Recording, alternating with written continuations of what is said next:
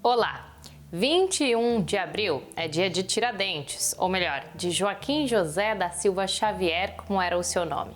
Um dos líderes da Inconfidência Mineira, ele se tornou um herói nacional. Mas por quê? Quais eram os seus ideais? Na entrevista central, Lucas Figueiredo, jornalista e biógrafo de Tiradentes, fala sobre as descobertas feitas em sua pesquisa, que permitem aproximar o público de um Tiradentes mais real e humano. E tem muito mais no programa de hoje.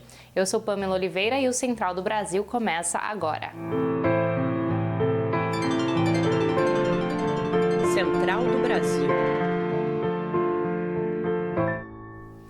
Entre as chamadas classes C, D e E, com renda familiar abaixo de R$ 8.000, cerca de 92% dos trabalhadores não puderam optar pelo trabalho remoto. É o que aponta a pesquisa da FGV, baseada em dados da PNAD Covid-19. Entre as classes A e B, a opção do teletrabalho contemplou 28% das pessoas. A pesquisa revela que, sem a proteção do auxílio emergencial, a população de mais baixa renda não tem outra opção senão se expor ao coronavírus para conseguir sustento. É a realidade vivida por artistas que precisam recorrer às ruas para complementar a renda. Afonso Bezerra nos conta mais. Trilhos do Brasil. Eu sei que tenho muitas pessoas, todas gamadinhas em mim. Malibek é artista de rua e fotógrafo em São Paulo. Quando não está registrando as imagens, está nas ruas interpretando as canções da música popular brasileira. Mas com a pandemia, tudo ficou mais complicado. O que era difícil, agora ganha um obstáculo novo para os artistas de rua: o medo da contaminação e perda de renda. Mali se apresenta no transporte público e conta que, se tivesse condições, não se arriscaria tanto assim. O auxílio no começo deu uma ajudada para algumas pessoas, no que foi o meu caso, mas só para tapar buraco mesmo, só para, né?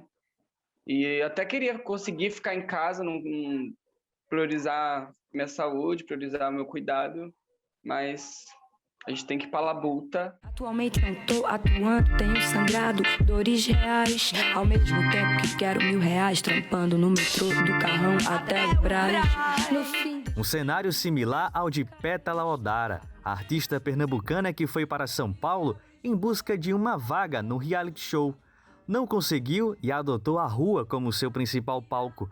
Ela se apresenta nos vagões do metrô, reivindica o auxílio emergencial e cobra mais ações do governo federal. Neste período da pandemia, ela acredita que o papel dos artistas é o de resistir e conectar o público.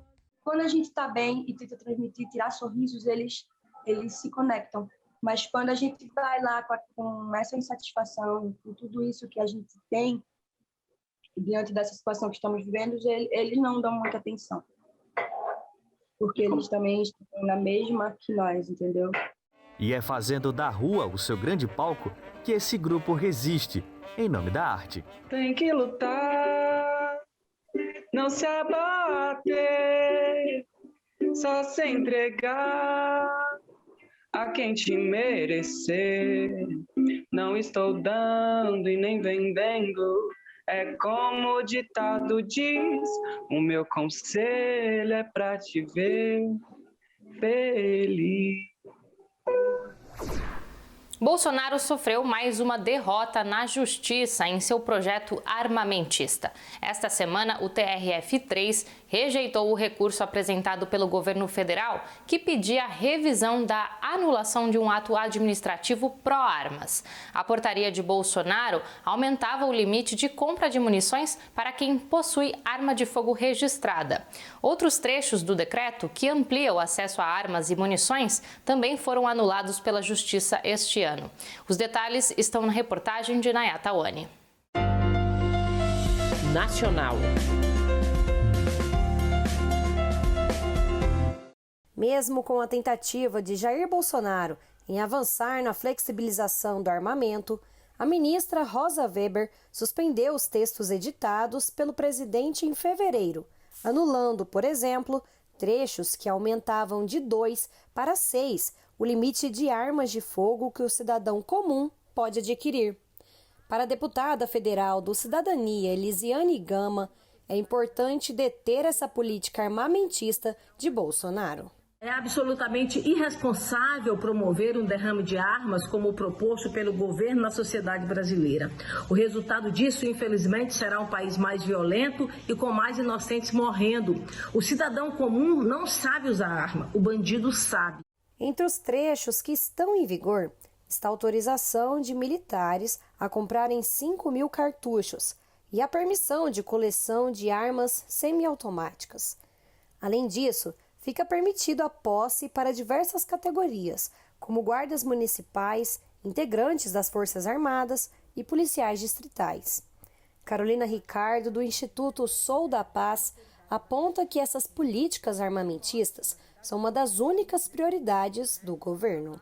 Me parece muito grave o fato do presidente Bolsonaro privilegiar uma política de acesso às armas em detrimento de uma política de combate à Covid-19. Então é uma prioridade bastante invertida, que mostra, na verdade, qual é o compromisso desse governo, né? A base armamentista é uma base que o apoiou desde sempre. As suspensões definidas pela ministra ainda serão julgadas pelo STF. Porém, a data do plenário ainda não foi definida e até lá a decisão de Rosa Weber segue válida. Agora, vamos falar de história e memória. Dia 21 de abril é feriado nacional em homenagem a Tiradentes. Para ir além do mito que se criou em torno dessa figura, o jornalista e escritor Lucas Figueiredo recorreu a documentos espalhados pelo Brasil e outros países para tentar compor uma imagem de Tiradentes mais próxima da realidade. Ele está na entrevista de hoje e nos conta sobre os ideais republicanos de Tiradentes e a importância da conjuração mineira para a então colônia. A entrevista é de Jonatas Campos. Entrevista Central. Hoje conosco o jornalista e escritor Lucas Figueiredo. Ele é autor do livro O Tiradentes, uma biografia de Joaquim José da Silva Xavier. É autor de outros livros e detentor de diversos prêmios literários. Lucas, agradecemos sua disponibilidade para essa entrevista. É um prazer, Jonatas. Como foi dar corpo ao Tiradentes, um personagem tão importante da história brasileira, em sua pesquisa? Como foi dar corpo a esse personagem? Olha, é um grande desafio, porque o Tiradentes ele é um grande mito, né? Ou muitos mitos, né? Cada um tem o seu Tiradentes.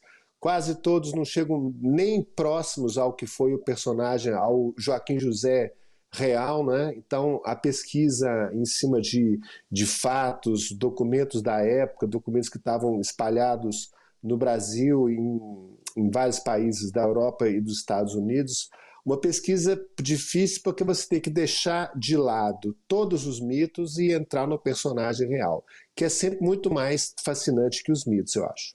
E então, a partir dessa pesquisa, você poderia nos dizer qual o pensamento político de Tiradentes? O Tiradentes, ele é, como todos os outros conjurados ali, ele entra nesse movimento por questões pessoais, sobretudo financeiras, né? Era um grupo de pessoas, quase todos nascidos no Brasil, já na colônia, que não estavam satisfeitos com o tratamento que a coroa dava à colônia e, sobretudo, para quem era da elite ali, né? Eram os grandes fazendeiros, os grandes homens de negócios, os desembargadores, enfim. E o Tiradentes não era exatamente um homem da elite, um homem que se dedicava muito ao Estado português, cumpria as tarefas com muito afinco e não tinha nenhuma chance de crescer. Pra você ter uma ideia, ele passou quase 15 anos na cavalaria, nunca teve um aumento de soldo, apesar de ter tido várias missões importantes e perigosas. E com o tempo, esse descontentamento pessoal foi evoluindo para uma tomada de consciência da exploração que a colônia sofria em Portugal, Minas Gerais, sobretudo, e o Rio de Janeiro. E isso desenvolveu nele o contato com a leitura, né? O contato com livros de fora, o contato com a Revolução Americana mostrou para ele que tinha um sistema político que era diferente da monarquia, que era a república. Ele se apaixona pelo sistema republicano e ele passa a defender a implantação desse sistema republicano com a instituição de eleição para autoridades, enfim, um sistema muito diferente do que era na época com a monarquia. Lucas, a Conjuração Mineira tem uma importância política e histórica no Brasil, nos livros de história, para os estudantes. Eu lhe peço para você fazer uma comparação. Algumas outras revoltas brasileiras foram tão importantes quanto a Conjuração Mineira. Eu cito a Revolução de 1817 em Pernambuco, a Revolta dos Malês na Bahia, em todo o país. Mas por que a Conjuração Mineira é mais conhecida do que outras revoltas do povo brasileiro durante a história da colônia e do Império? A Conjuração Mineira ela tem uma particularidade porque ela foi o primeiro movimento em que se idealizou e tentou se colocar em prática um movimento de separação de uma parte da colônia, né? Não se tinha ainda uma ideia de Brasil nessa época, então era um movimento que chegava ali, abarcaria no máximo na cabeça de algumas pessoas, Minas Gerais, Rio de Janeiro e São Paulo, mas era um movimento que pretendia criar uma região autônoma, livre, uma nação, né, que não fosse mais subjugada a Portugal e que mudasse o sistema político, que se implementasse a República no Brasil. Esse movimento foi um movimento original, foi a primeira vez que se teve uma ideia concreta de fazer isso e se colocou em prática.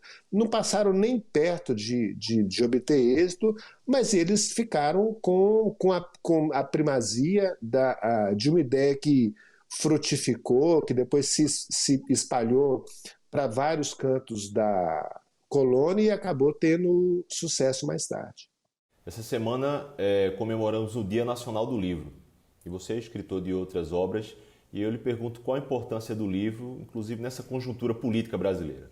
Posso citar até o próprio caso do Tiradentes, né? O Tiradentes, numa época em que, a gente está falando no final do século XVIII, 1785 até 1790, a produção de livros ela era proibida no Brasil, né? Não se podia ter gráfica no Brasil, não tinha universidade no Brasil, era proibido, né? Então, os livros que existiam no Brasil eram todos livros importados. Você imagina que era vir um livro da Europa para cá, numa viagem que demorava 2 meses e meio, né, de navio. Então, assim, um livro ele valia, nessa época, o mesmo que duas cabras. Mesmo assim, muitas pessoas tinham bibliotecas imensas, né? Tiradentes era um apaixonado pelos livros e é através de um livro, que é a coletânea das leis americanas, que ele toma conhecimento que todos os homens eram iguais. Em algum lugar do mundo, todos os homens eram iguais perante a lei, né, que os cidadãos poderiam escolher os seus governantes através do voto. Isso encanta e liberta o Tiradentes. E em clima de feriado nacional, a gente vai para a parada cultural. Para você atualizar a sua playlist diária com música brasileira, presta atenção nessa dica do músico e compositor Matheus Cripa, de São Paulo. Parada Cultural. Salve, povo do Central do Brasil! Meu nome é Matheus Cripa, sou artista e compositor e queria convidar você para conhecer o meu novo trabalho, a música Afoxé Branco. Está disponível em todas as plataformas digitais, Spotify, Deezer, YouTube, qualquer uma que você usa. É só digitar o meu nome, Matheus Cripa, e o da música Afoxé Branco que você vai encontrar lá. Essa música abre o álbum Íntimo, chamado Íntimo, que eu estou lançando uma música por mês. Esse trabalho é um mergulho no universo da canção brasileira e da estética da voz e violão brasileiro. Então, digita lá no Instagram, @MatheusCripa, para acompanhar como tem sido esse processo e as gravações durante a pandemia, que vem respeitando todas as medidas de isolamento social, de distanciamento social. Até já! Gostou? Então acessa lá o perfil do Matheus para conhecer mais. E eu vou ficando por aqui. O Central do Brasil volta com mais amanhã.